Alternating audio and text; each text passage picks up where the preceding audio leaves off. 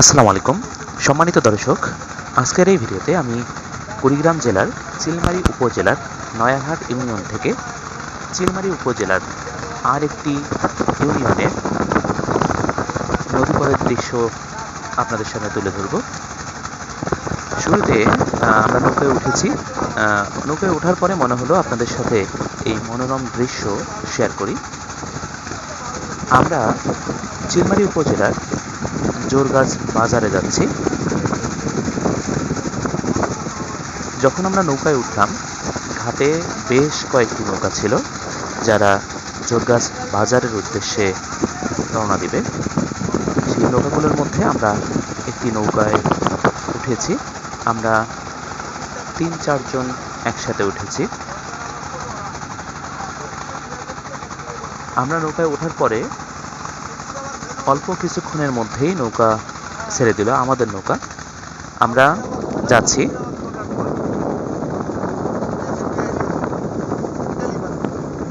আমরা দেশের বৃহত্তম নদ ব্রহ্মপুত্র নদের মাঝখান দিয়ে যাচ্ছি। ব্রহ্মপুত্র নদ ভারত থেকে কুড়িগ্রাম জেলার মধ্য দিয়ে বাংলাদেশে প্রবেশ করেছে। ভিডিও করার মাঝখানে মনে হলো নিজেকে একটু প্রদর্শন করি। ভিডিওতে সামনে যে আপনারা দেখতে পাচ্ছেন যাকে, সেই ব্যক্তি আমি। এই নদীর মনোরম দৃশ্য আমরা মাঝে মাঝেই উপভোগ করি। হঠাৎ করেই মনে হলো আপনাদের সাথেও সেই দৃশ্যটা শেয়ার করি। হাতের ফোন বের করে তৎক্ষণাৎ ভিডিও শুরু করলাম। যার কারণে শুরুতে আমরা যখন নৌকায় উঠলাম এবং ঘাটে যতগুলো নৌকা ছিল সেই দৃশ্যটা আপনাদের সাথে শেয়ার করা হয়নি। আমাদের নৌকা কিন্তু অবিরাম গতিতে ব্রহ্মপুত্র নদী ভেদ করে ছুটে চলেছে জোরগাছ বাজারের দিকে। এই নৌপথে যেতে যেতে নৌকার মধ্যে অনেকগুলো দৃশ্য চোখের সামনে ভেসে উঠল, যেটা অকল্পনীয় ছিল। এই ভিডিওতে আমি সেই বিষয়গুলো আপনাদের সাথে তুলে ধরেছি। আশা করছি আপনাদের ভালো লাগবে। সেই সাথে জোরগাছ বাজারের যে দৃশ্য, নদীর তীরের উপরে যে বাজারটা এবং এই বাজারে কি কি পাওয়া যায় সব কিছু এই ভিডিওতে আপনাদের সাথে তুলে ধরব। আপনারা আমার এই ভিডিওর সাথে থাকুন, আশা করছি বিষয়গুলো উপভোগ করতে পারবেন। এরই মধ্যে আমাদের নৌকার পেছনে একটা নৌকা দেখা যাচ্ছে। ওখানে একটা নৌকা না, 2-3টা নৌকা একসাথে আসতেছে। একটু দূরে এই জন্যে অস্পষ্ট দেখা যাচ্ছে, তবে কাছাকাছি আসলে আপনারা দেখতে পারবেন। আমাদের এই জার্নি পথে আমরা কিন্তু পরস্পর পাল্লা দিয়ে চলেছি। মানে পেছন থেকে একটা নৌকা এসে আমাদের সাথে পাল্লা দিয়ে আমাদেরকে অতিক্রম করে চলে গেছে। সেই পাল্লার মুহূর্ত। সম্মানিত দর্শক, এই ব্রহ্মপুত্র নদ ময়মনসিংহের গোয়ালন্দে গিয়ে গতিপথ পরিবর্তন করে যমুনা নাম ধারণ করেছে। ব্রহ্মপুত্র নদটি চীন থেকে উৎপন্ন হয়ে ভারতের মধ্য দিয়ে প্রবাহিত হয়ে বাংলাদেশে প্রবেশ করেছে। এটি দীর্ঘ একটা নদ। আমরা ওই যে সামনে দেখতে পাচ্ছি একটা নৌকা আসতেছে, এটি চিলমারী রমনাঘাট থেকে আসতেছে, খুব দ্রুত গতিতে আসতেছে। আমরা যদি একটু দেখি, এই যে কাছাকাছি চলে আসছে প্রায়। নদীর পানি দুই পাশে ঢেউ তুলে কিভাবে নৌকাটি যাচ্ছে আপনারা একবার খেয়াল করেন। একদম স্পষ্ট দেখেন, কত সুন্দর একটা দৃশ্য। আসলে দেখেই মন ভালো হয়ে যায়।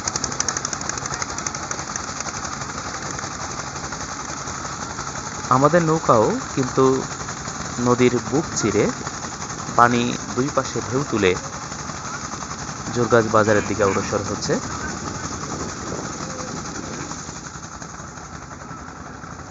জোরগাছ বাজারে চর থেকে শস্যপণ্য সহ আরও অন্যান্য প্রয়োজনীয় উপকরণগুলো বা মালামালগুলো বাজারে বিক্রি করা হয়। আপনারা দেখতে পাচ্ছেন এখানে পাটকাঠি নেওয়া হয়েছে বাজারে বিক্রি করার উদ্দেশ্যে। এদিকে আমরা আরও একটা নৌকা ঘাট অতিক্রম করছি। এখানে 4-5টা নৌকা দেখা যাচ্ছে, বাঁধা আছে। এই নৌকাগুলোও জোরগাছ বাজারে যাবে। এখানে স্থানীয় যে মানুষগুলো আছে, যেহেতু এই স্থানটি মূল ভূখণ্ড থেকে নদী দ্বারা বিচ্ছিন্ন, এখানকার প্রয়োজনীয় যে জিনিসপত্রগুলো সেগুলো বাজার থেকে ক্রয় করা হয়। এখান থেকে নৌকা বেশ কয়েকটি হাটে বাজার করে, তার মধ্যে জোরগাছ বাজার অন্যতম। যাত্রাপুর বাজারেও যায়, এমনকি মোল্লারহাট নামে একটা বাজার আছে, সেটা একদম উজানের দিকে, সেখানেও যায়। আমরা ইতোমধ্যে একটা ডিঙ্গি নৌকা দেখতে পাচ্ছি। এটাও শ্যালো মেশিন চালিত একটা ডিঙ্গি নৌকা। এই নৌকাগুলো মূলত মাছ ধরার কাজে ব্যবহার করা হয়। যাই হোক, আমরা যে আলোচনায় ছিলাম সেই আলোচনায় ফিরে যাই। এখান থেকে কৃষি পণ্য নিয়ে তারা এই চরের মধ্যে বা চরের কাছাকাছি যে কয়টা বাজার আছে সে বাজারে বিক্রি করে তারা তাদের জীবিকা নির্বাহ করে এবং প্রয়োজনীয় পণ্যগুলো আবার ওই বাজার থেকে কিনে নিয়ে আসে, যেগুলো তারা নিত্য প্রয়োজনীয় পণ্য হিসেবে ব্যবহার করে বা গ্রহণ করে।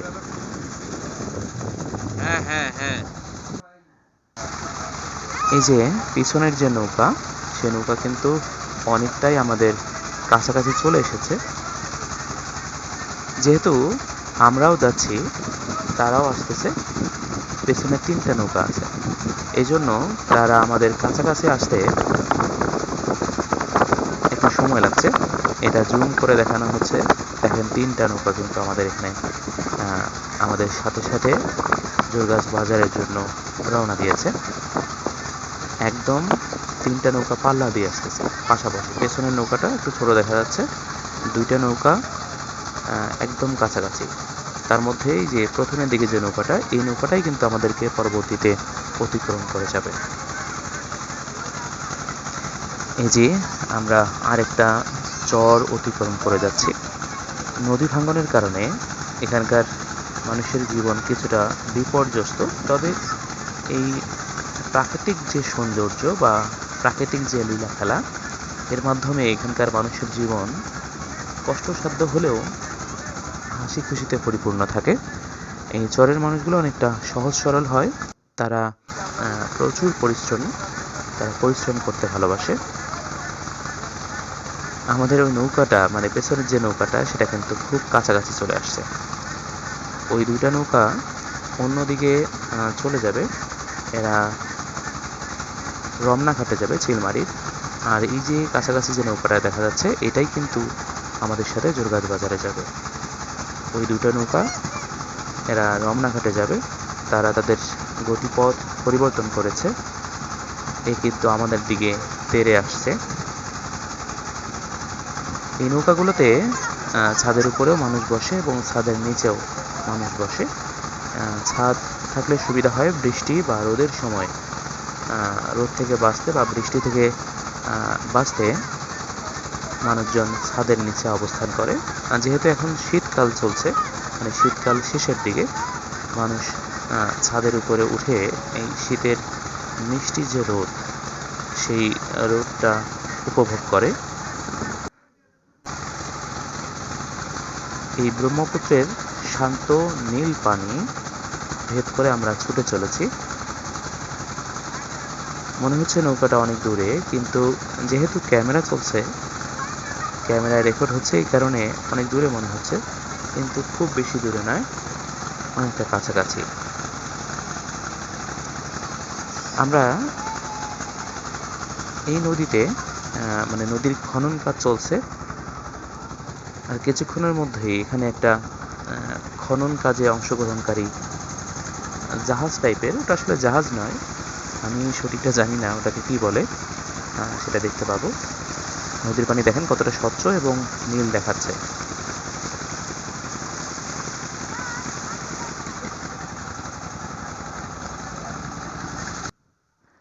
আমরা ছুটে চলেছি ব্রহ্মপুত্র নদীর মাঝখান দিয়ে।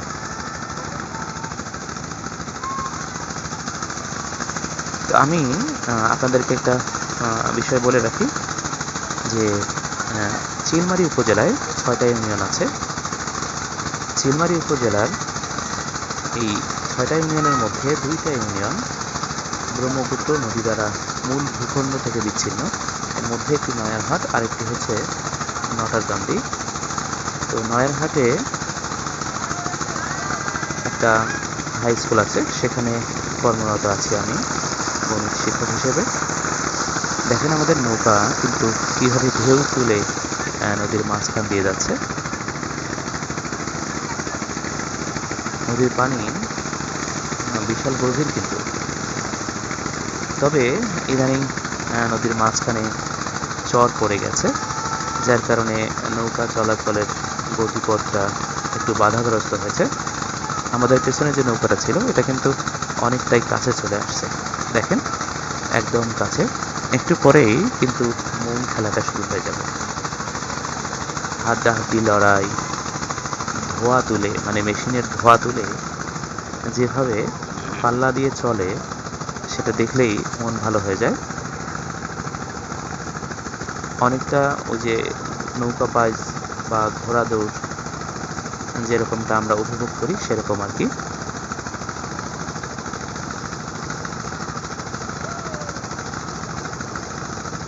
তবে এখানকার মানুষের জীবন মান অনেকটা নিম্নতর। প্রয়োজনীয় জিনিসপত্রগুলো যেহেতু হাতের নাগালে পাওয়া যায় না, তাই হঠাৎ করে তারা চাইলে তাদের নিজেদের জীবন মানটা কোথাও পরিবর্তন করতে পারে না। যেহেতু প্রতিকূলতার সাথে তাদেরকে টিকে থাকতে হয়, তাদের ন্যূনতম সুযোগ সুবিধা থেকেও বঞ্চিত। শিক্ষা, চিকিৎসা বলেন, এর সাথে প্রয়োজনীয় যে জিনিসপত্র সেগুলো থেকেও তারা বঞ্চিত। যেমনটা বলছিলাম যে এখানে নদী খনন করার জন্য একটা জাহাজ টাইপের আছে, সেটা দেখা যাচ্ছে ক্যামেরার একটু দূরে দেখা যাচ্ছে, জুম করে দেখাচ্ছি। দেখেন এটা এই শুকনো মৌসুমে নদীটা খনন করে নৌকার গতিপথ, বা এখানে কিন্তু ফেরি চলে রৌমারী চিলমারী ঘাট, চিলমারী থেকে রৌমারীতে ফেরি চলাচল করে।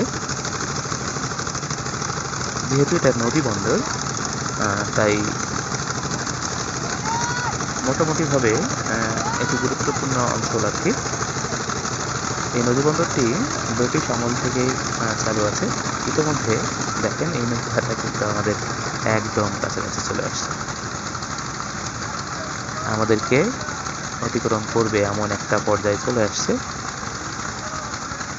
অনেক দ্রুত কিন্তু আমাদের নাগাল পেয়েছে। একটু পরে মজাটা শুরু হবে। একদম ধোয়া তুলে পাল্লা দিয়ে কিভাবে চলে, শুধু সেটাই দেখেন।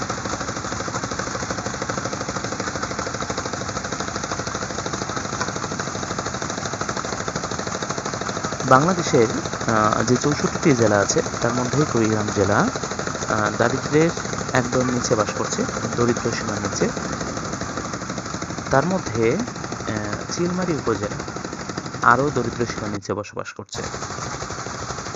এখানে বললাম যেটা, যে মানুষের যে মৌলিক চাহিদা সেটা থেকেই তারা বঞ্চিত। তারা প্রপার চিকিৎসা পাচ্ছে না, শিক্ষা পাচ্ছে না, খাদ্য পাচ্ছে না, নিরাপদ পানি পাচ্ছে না। যখন বন্যা আসে তখন সব কিছু তলিয়ে যায়। এই সময় তাদের জীবন মান অনেকটা দুর্বিষহ হয়ে পড়ে। এখানে রাস্তাঘাট একদমই নাই, ফাঁকা রাস্তা দূরের কথা, কাঁচা রাস্তা। যখন বন্যার পানি চরে আসে বা ওঠে তখন কিন্তু চলাচল একদম বিঘ্নিত হয়। যেমনটা আপনাদেরকে বলছিলাম, ইঞ্জিন কীরকম দেখেন, কালো ধোঁয়া তুলে নৌকাটা আমাদেরকে অতিক্রম করার চেষ্টা করছে। শেষ পর্যন্ত তারা সফল হবে। অবস্থা দেখেন কীরকম ধোঁয়া ছেড়েছে, আর নৌকাটা কীরকম গতিতে চলছে একটু অনুমান করুন। ওই যে দূরে যে ঘাটটা দেখা যাচ্ছে ওটাই হচ্ছে চিলমারী নৌবন্দর। এখানে ফেরিঘাটের জন্য অবকাঠামো তৈরি করা উচিত। এবার দেখেন একদম হাড্ডাহাড্ডি লড়াই যাতে বলে, মানে মেশিনের সংখ্যা পুরোটাই কিন্তু করছে। আমাদের মতো কিন্তু পিছিয়ে নেই, এখানেও একদম আইডিয়াল চাপিয়ে রেখেছে। ভালো ধরনের দুই নৌকার সংযোগের ফলে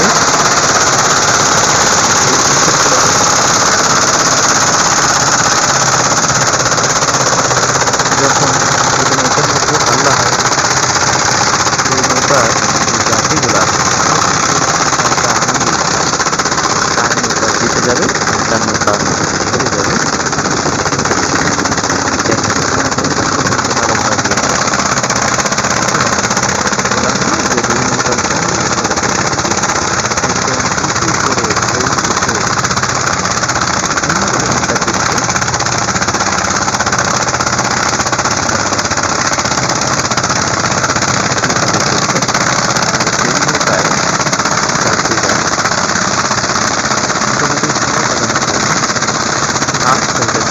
আবার বাজে না, নিজেরাই মনের আনন্দে খেলছে। এর মধ্যে আমরা প্রায় পূর্বাঞ্চলের কাছাকাছি চলে আসছি। যে দেখেন লোক খুলিয়ে রাস্তা নির্মাণ করা হয়েছে, বিগত তলা দেখা যাচ্ছে।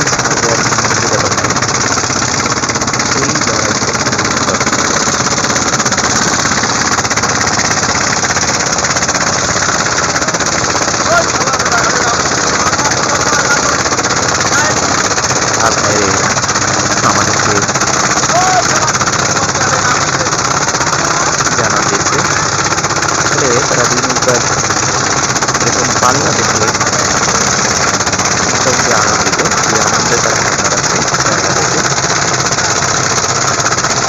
অন্যবার ব্যক্তিরাও কিন্তু যারা বসেছিল তারা বুঝতে দাঁড়িয়েছে যে এটা অনুসরণ করা।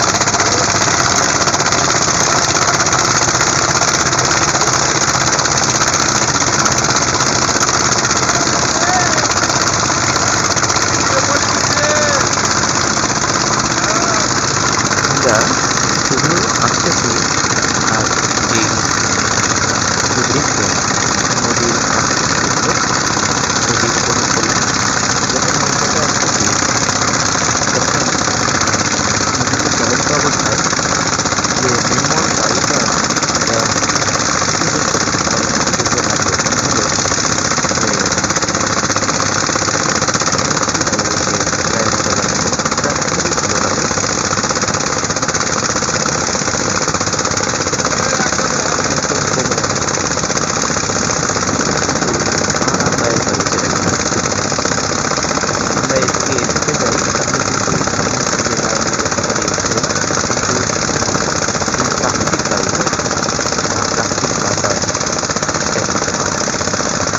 ইতিমধ্যে নৌকাটা প্রায় আমাদের থেকে অনেকটা দূরে চলে গিয়েছে আমাদের থেকে, ছেড়ে যাবে এমন একটা পর্যায়ে চলে আসছে এবং শেষ পর্যন্ত কিন্তু আমাদের ধরে নিয়ে চলে যাবে। আমরা অল্প কিছুক্ষণের মধ্যেই যোরগাছ বাজারে পৌঁছে যাব। অলরেডি ওই যে দূরে যোরগাছ বাজার নৌকা ঘাট দেখা যাচ্ছে।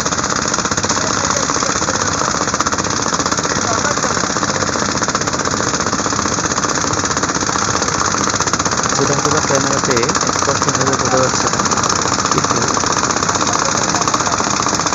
ওই যে নৌকগুলো দেখা যাচ্ছে ছোট, নৌকাগুলো বড়। এখানে যোরগাছ বাজারের ঘাট আর কি। এই যে নৌকা আমাদেরকে ছেড়ে চলে গেল এবং তারা এতটাই উল্লেখ করে দেখেন আর পরে যে বাগানটা ছিল সেই বাগানটা উড়িয়ে জানান দিচ্ছে যে আমরা খুবই কাছাকাছি। এই যে ছোট ডিঙি নৌকাগুলো এখানে বাঁধা, এরপরে বড় নৌকাগুলো বাঁধা আছে। আমরা এই যে দেখতে পাচ্ছি এটা হচ্ছে যোরগাছ বাজারের নৌকা ঘাট।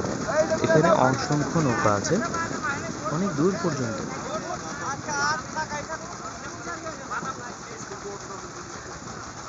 আমরা এই যে একদম শুরুর দিকেই আমাদের নৌকা চাপানো হবে। এই নৌকা ভিড়লেই আমরা নেমে পড়বো নৌকা থেকে।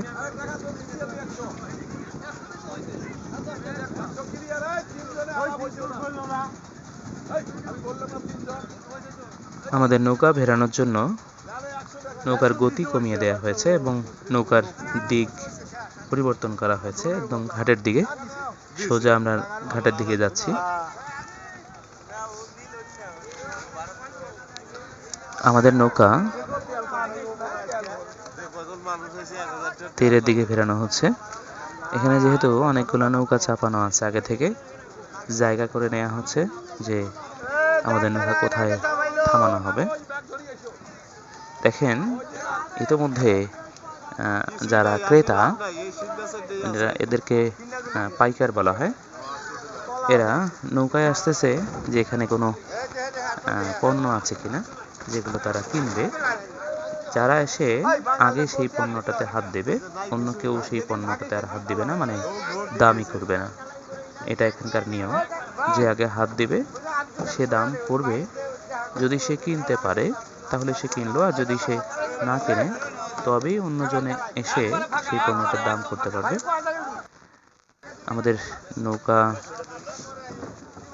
থামলো, আমি এই নৌকা দিয়ে নেমে গেলাম।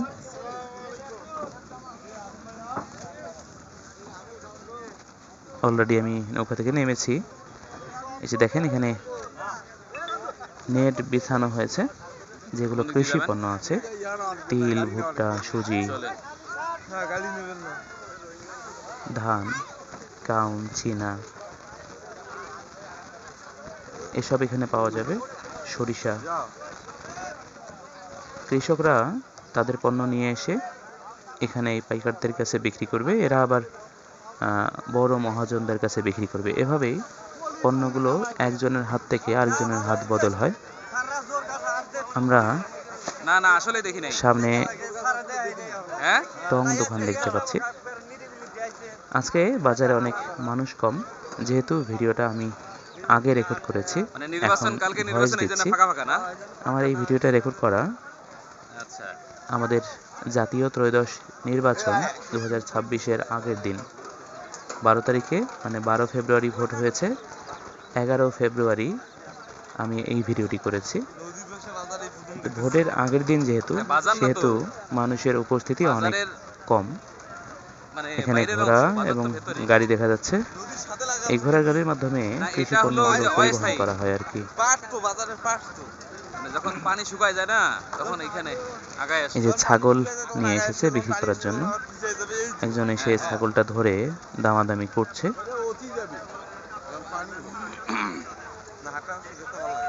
এখনো বাজার ওইভাবে জমজমাট ভাবে বসেনি। আমরা এসে সকাল 11টায় পৌঁছেছি। বাজার সাধারণত 1টার পরে ভালো জমজমাট হয়, মানে অনেক মানুষের আনাগোনা হয়, কেনাবেচি বেশি হয়। আর 2-3টার দিকে এখান থেকে নৌকাগুলো ছেড়ে যায়। এখানে জিনিসপত্র নিয়ে বসেছে হকার। এখানে আমরা বড়ই দেখতে পাচ্ছি। ভাই কত করে কেজি? একদম 60 টাকা। আচ্ছা, না আসলে বড়ইগুলো ভালো।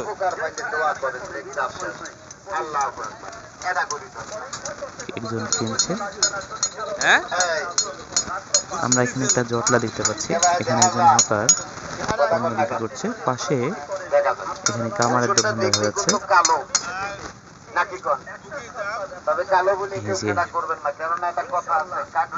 এইভাবে টেনে টেনে আগুন জ্বালিয়ে দেখে পিটায় পিটায় দা, বটি, কোদাল, খুন্তি এগুলো বানাচ্ছে। আর এদিকে হকার একদম মানে একটা জমজমাট আসর বসিয়েছে, তার কথার ফুলঝুরি ছড়াচ্ছে এবং দর্শকরা সেখান থেকে পণ্য কিনছে এবং প্রতারিতও হচ্ছে। এটা একটা পানের দোকান এবং ওখানে অনেকগুলো কৃষি পণ্য দেখা যাচ্ছে যেগুলো বিক্রি হয়ে গেছে, মানে পাইকাররা কিনে নিয়েছে এবং সেগুলো প্যাকেটও করেছে। এই যে ছোট ছোট ছাপড়া ঘরগুলো দেখা যাচ্ছে, এখানে কিন্তু একটু পরেই জমজমাট হাট বসবে।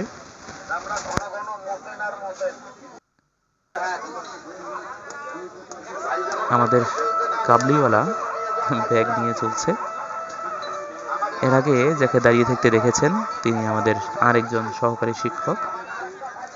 আমরা 3 জন রওনা দিয়েছি। আমাদের সাথে একজন ছিল যিনি নেমে গিয়েছেন। এখানে যে সবজি বাজার, খোলা মার্কেট, একদম নদীর তীরের উপরে। যখন বন্যা হয়, পানি বাড়ে, তখন এই দোকানগুলো এখানে কিন্তু থাকে না, একদম উপরে উঠে যায়। এটাকে ভ্রাম্যমান হাটও বলা যায়, অস্থায়ী হাট। যখন ভোটের আগের দিন তো যখন পানির স্তর নিচে যায় তখন এখানে হাট বসে, আর যখন পানি উঠে তখন হাট এখান থেকে সরে উপরে মানে উঁচু স্থানে যায়।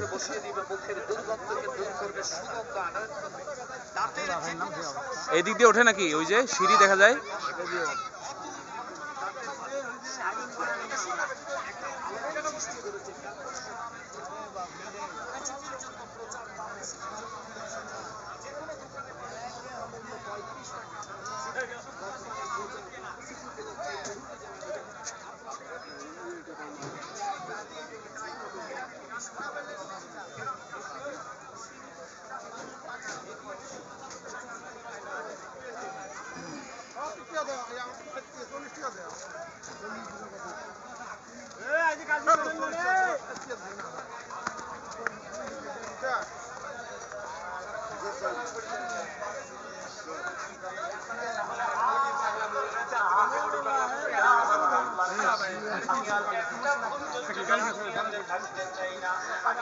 এখান থেকে অটো নিব তো না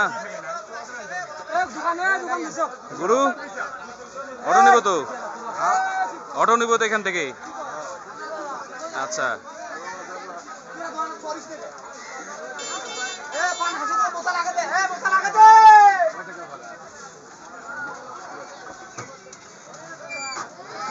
যাক এই অটোতে উঠি তাহলে। হ্যাঁ,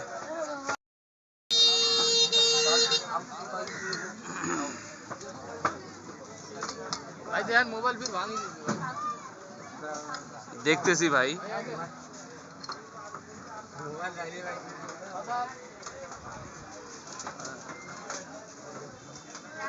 ভিডিও বানাইতে শেষ পর্যন্ত মানে